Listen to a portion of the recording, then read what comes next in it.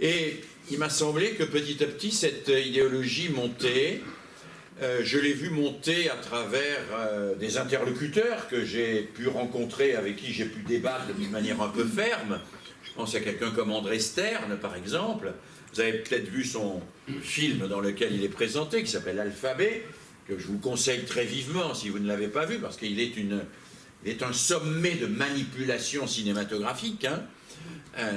C'est un film dans lequel, pendant toute la première moitié du film, vous voyez l'école à Shanghai, au Japon, à Taïwan.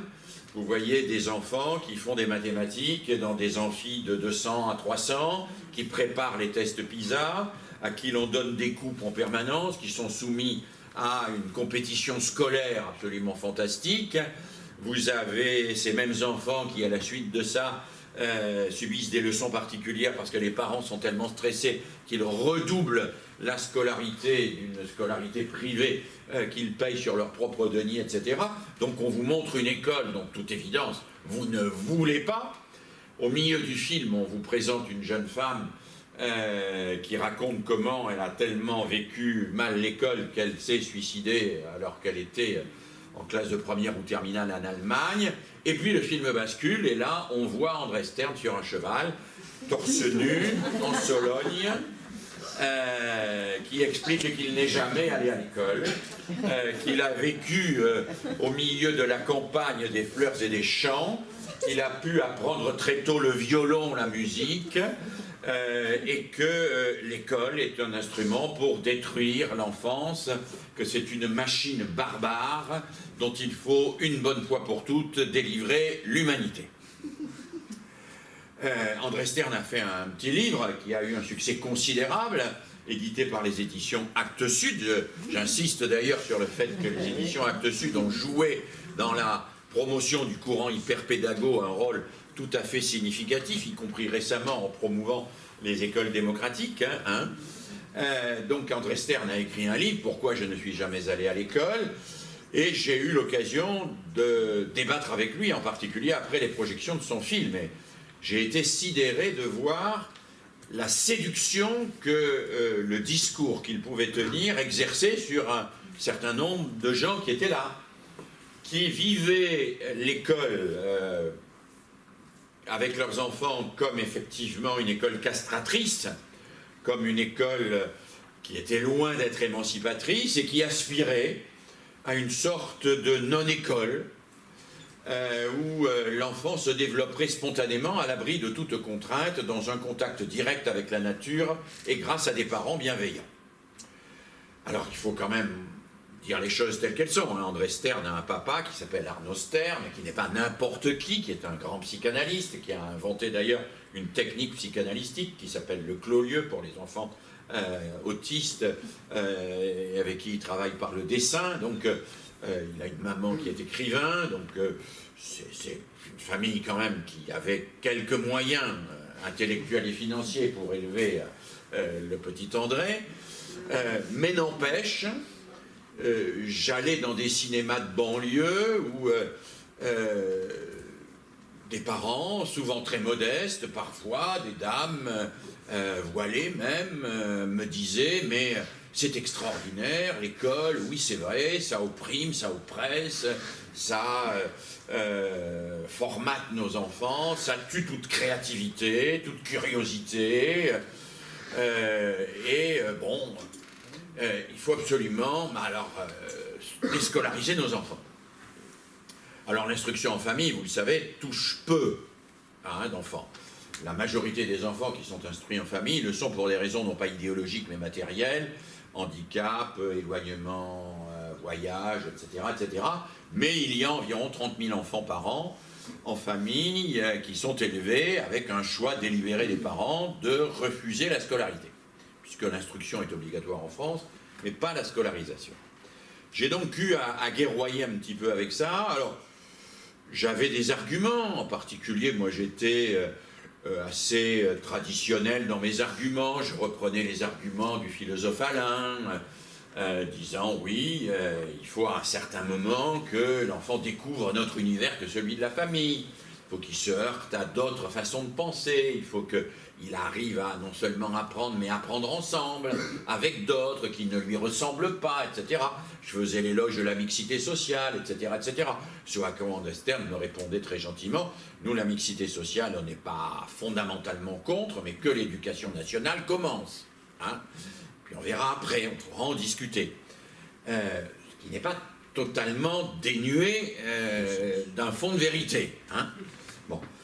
Et puis, depuis une dizaine d'années, après ce mouvement de l'instruction en famille, j'ai vu monter d'une manière extrêmement forte le mouvement autour des écoles Montessori. Je connaissais ce qui existait autour, évidemment, de Célestin Freinet, autour de De Crowley. Je connaissais ce qui existait autour de Cousinet et de ce qu'on appelle l'ANEN, l'Association nationale des écoles nouvelles. Bon, j'avais une relation un peu ambivalente avec eux parce que ce sont des gens dont je partageais la plus grande partie des conceptions pédagogiques, mais dont je critiquais assez fortement le caractère d'entre-soi que représentait la construction de ce type d'école. Puis je vois émerger ces écoles Montessori, qui d'ailleurs échappent pour l'immense majorité d'entre elles au mouvement national Montessori, hein, qui se crée à peu près comme elles veulent. Vous savez que le nom de Montessori n'est pas protégé, ni Montessori ni son fils n'ont protégé le nom. Donc n'importe qui peut écrire école Montessori n'importe où, n'importe comment, n'importe quand. Et la chaîne Nature et Découverte, par exemple, a labellisé une grande partie de ses produits Montessori, que ce soit des puzzles, des vêtements avec des petites poches où on peut ranger des petits cailloux. Ou des balayettes. Hein, ou des balayettes. Ou des balayettes, comme le dit Grégory. Donc j'ai vu monter ces écoles Montessori, j'ai vu monter tout un mouvement là que j'appelle familialiste, parce que c'est une école qui se veut organisée sur la base d'un volontariat familial, qui veut que les parents exercent le pouvoir, choisissent le directeur, choisissent les enseignants, et qu'une homogénéité pédagogique règne pour qu'une pédagogie parfaite puisse y être réalisée à l'image de ce que l'on souhaite pour la terre entière. Alors j'explique dans le livre que ça ne m'a pas beaucoup surpris cela, parce que cela s'était déjà produit dans l'histoire.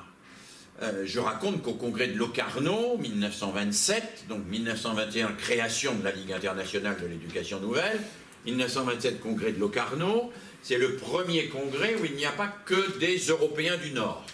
Donc il y a des Portugais, il y a même quelques Africains, il y a quelques représentants de l'Amérique du Sud. Ferrière fait visiter, Paul Guéheb aussi et les autres, ces écoles privées, parfaites, extraordinaires, sponsorisées ou financées par la grande bourgeoisie allemande, suisse, etc. Et il se heurte à un mouvement de contestation extrêmement fort de la part de ces pays qu'on dirait du Sud aujourd'hui, qui disent mais nous on ne veut pas des petits paradis pédagogiques pour ce que Fernand Houry appellera plus tard les petits Émile Ocurose, hein. On ne veut pas ça, nous on veut une école publique qui progresse, qui avance, etc. Donc je savais que cela avait été tendu à cette époque.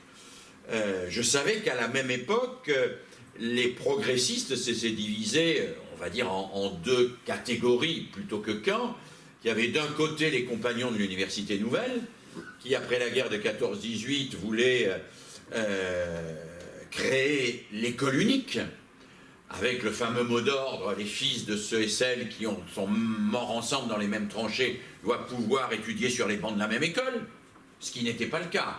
Je vous rappelle que Jules Ferry, il a fait des choses pas mal, mais il a laissé subsister une école publique payante qui était les petits lycées, puisque l'école publique commençait à l'école maternelle, primaire, collège, lycée, et qu'elle était payante à côté de l'école communale.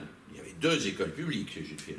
Les compagnons de l'Université Nouvelle, dès les années 1920-1930, militent beaucoup pour supprimer toutes les écoles publiques payantes, et en particulier les écoles primaires publiques payantes, hein, en disant il faut qu'il y ait une école unique. Et eux, ils ont cette conviction fondamentale que c'est comme ça qu'on fera progresser l'éducation. À côté, on a quoi? On a les disciples de Leplé, du familialisme de Leplé, on a De Molins qui crée l'école des Roches après sa visite à Bochum.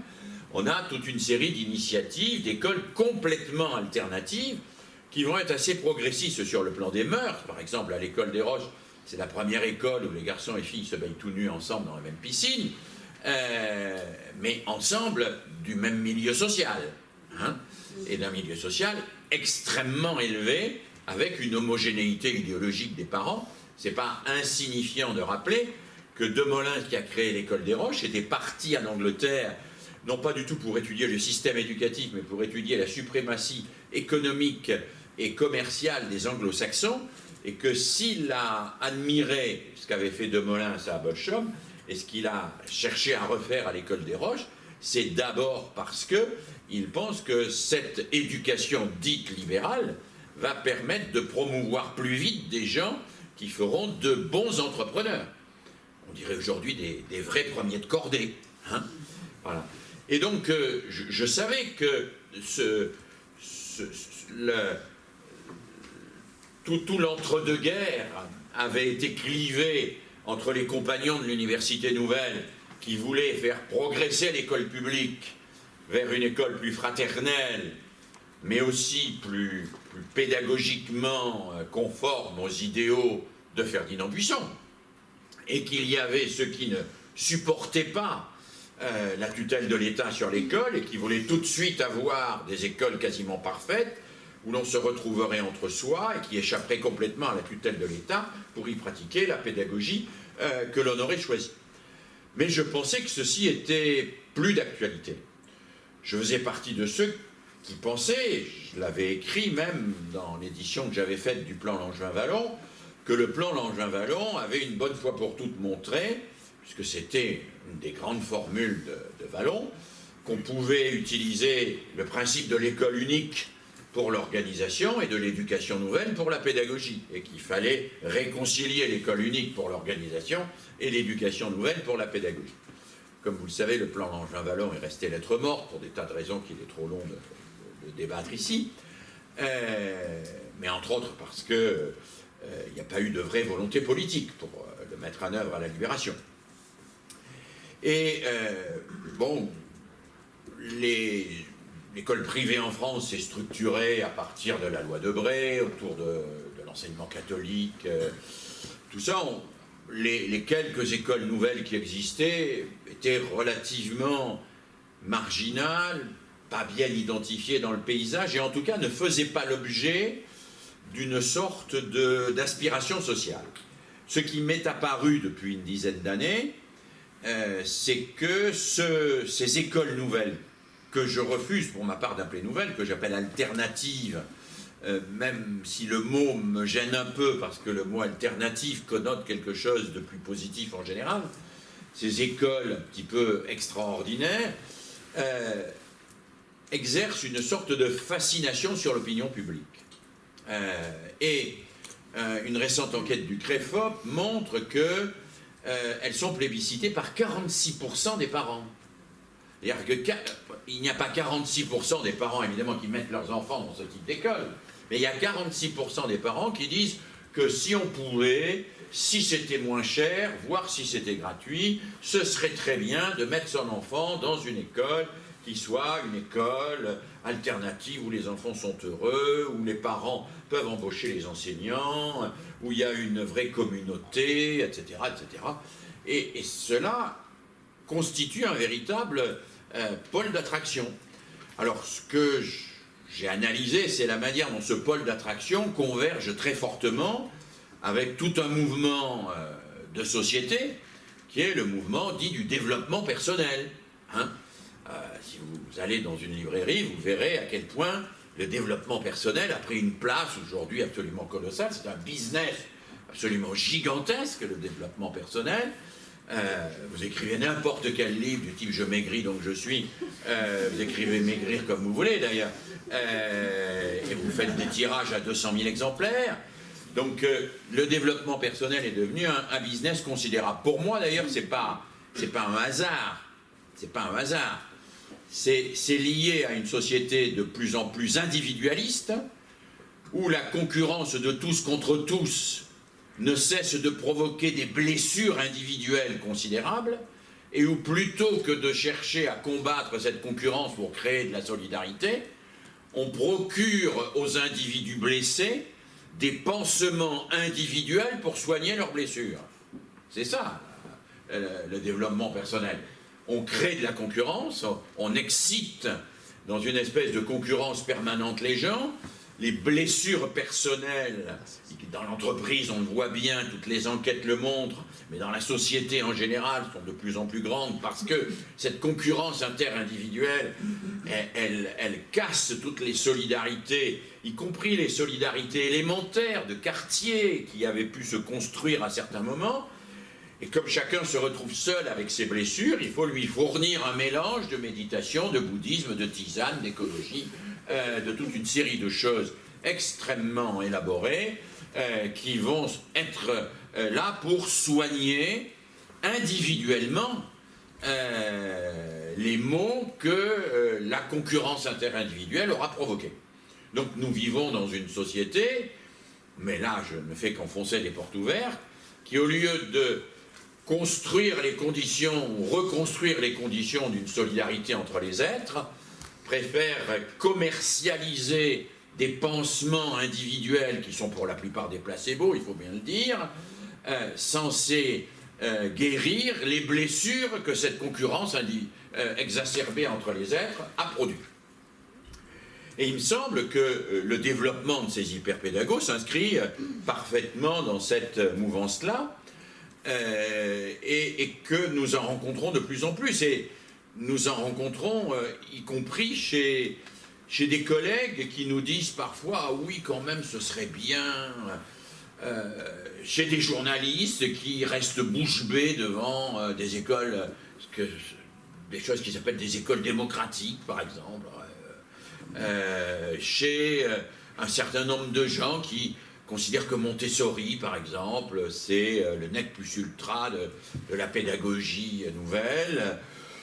Bon, et tout ça m'inquiète, et tout ça m'inquiète considérablement parce que cela est utilisé sociologiquement et je crois aussi politiquement comme un moyen de développer des enclaves privilégiées à côté d'une école publique qui resterait condamnée à la médiocrité. Voilà. Donc ça m'inquiète. Ça m'inquiète fortement. Et ça n'est pas contradictoire, je reprends ce que dit Cécile, avec le scientisme. Nous sommes dans une société qui est à la fois scientiste et très scientiste, mais qui n'a jamais aussi été autant fascinée par l'ésotérisme. Les scientistes et les ésotériques sont les mêmes. Hein, sont les mêmes.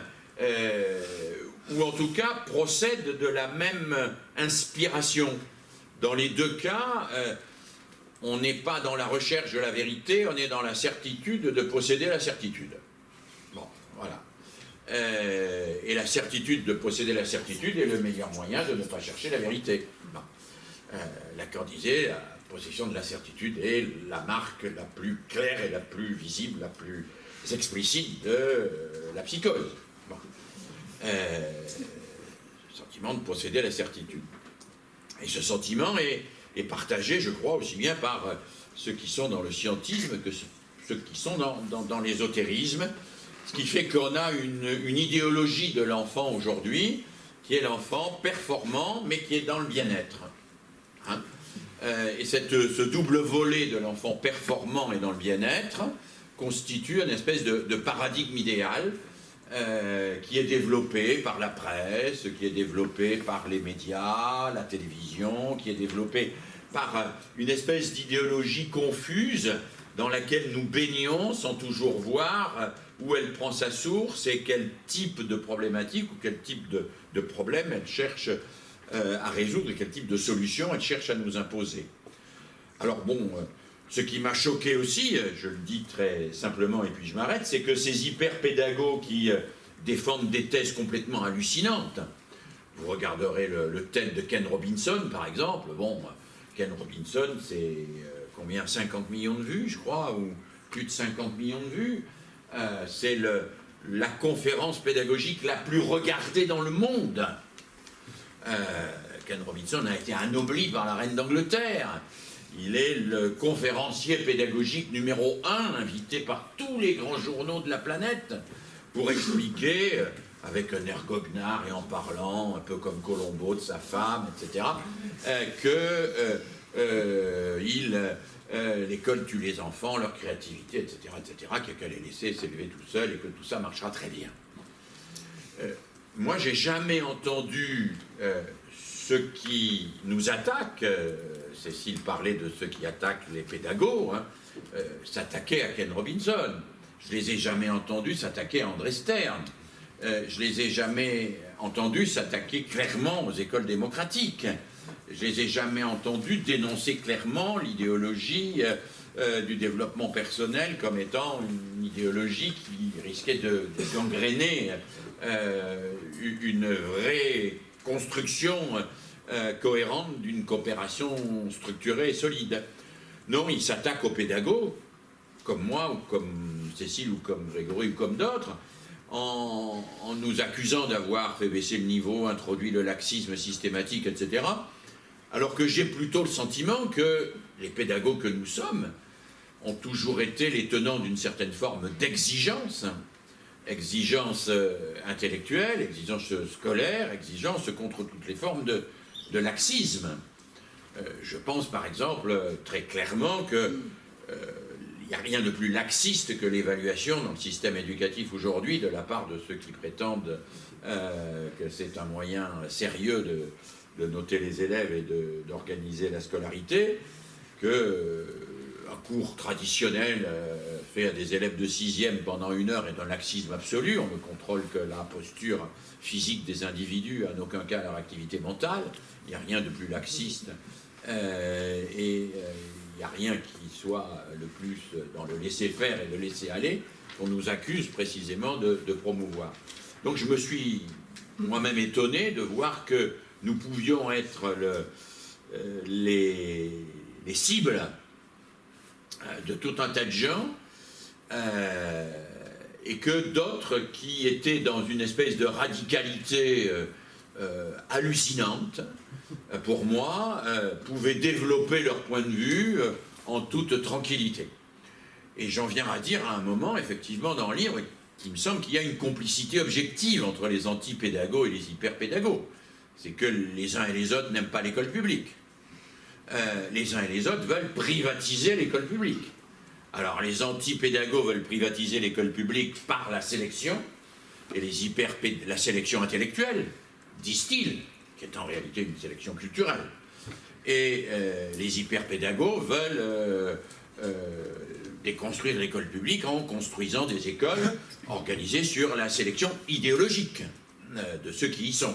C'est-à-dire qu'ils n'aiment pas l'école du peuple, ils n'aiment pas que nous mettions ensemble des élèves qui viennent de milieux différents, qui pensent différemment, qui sont issus de peuples, de pays et de cultures différentes. Ils n'aiment pas ça. Ils sont tous dans ce culte de l'entre-soi, l'entre-soi des élites d'Henri IV d'un côté, l'entre-soi des petits Émile au cul rose des écoles Montessori de l'autre. Et parfois, ces entre-soi, c'est les mêmes. C'est les mêmes petits Émile au cul rose des écoles Montessori qu'on retrouve dans les classes préparatoires du lycée Henri IV ou du lycée Louis.